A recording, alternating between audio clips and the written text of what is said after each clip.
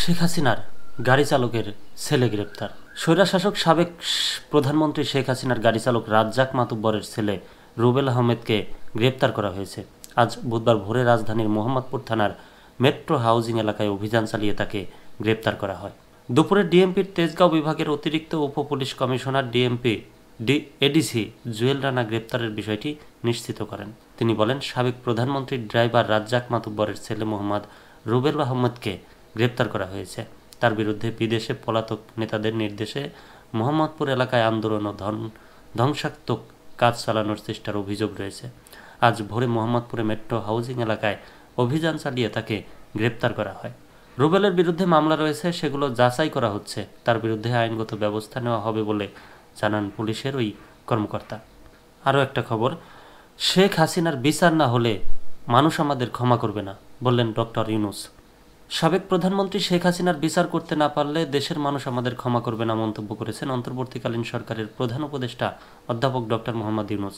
বৃহস্পতিবার সংযুক্ত আরব আমিরাত ভিত্তিক সংবাদ মাধ্যম দ্য ন্যাশনালকে দেওয়া এক সাক্ষাৎকারে তিনি এ মন্তব্য করেন।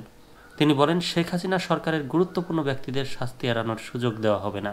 হাসিনা সহ তার দলের সকল দোষী ব্যক্তিকে দেশে ফিরিয়ে আনা হবে, তাদেরকে আইনের মুখোমুখি করা হবে।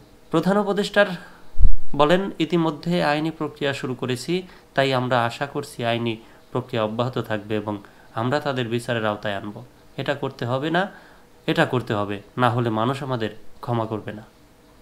তিনি বলেন, ভারতকে নোটিশ পাঠিয়েছি, তারা যেন হাসিনাকে ফেরত দেন। জাতিসংঘের হাই কমিশনারের মানবাধিকার সংক্রান্ত প্রতিবেদন সহ আমাদের কাছে হাসিনার মানবাধিকার লঙ্ঘনের প্রচুর প্রমাণ রয়েছে।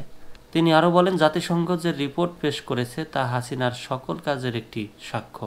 এর বাইরেও হাসিনা কী করেছেন তার প্রচুর প্রমাণ আমাদের কাছে রয়েছে। দ্য ন্যাশনালের প্রতিবেদনে বলা হয়, গত বছর গণবিক্ষোভের মুখে শেখ হাসিনা দেশ ছেড়ে ভারতে পালিয়ে যান।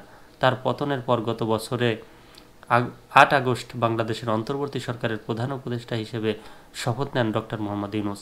15 বছরের বেশি সময় বাংলাদেশকে এককভাবে শাসন করেন শেখ হাসিনা। গত বছরের জুলাই আগস্টে ছাত্রদের নেতৃত্বে শুরু হওয়া আন্দোলন দমন করতে পুলিশ এবং সমর্থকদের ব্যবহার করেন তিনি। এতে প্রায় 1400 জন নিহত হন, আহত হন 11,000-এর বেশি মানুষ। পরে 5 আগস্ট ছাত্র জনতার বিক্ষোভের মুখে ভারতে পালিয়ে রাজনৈতিক আশ্রয় নেন হাসিনা। এখন তিনি সেখানেই আছেন।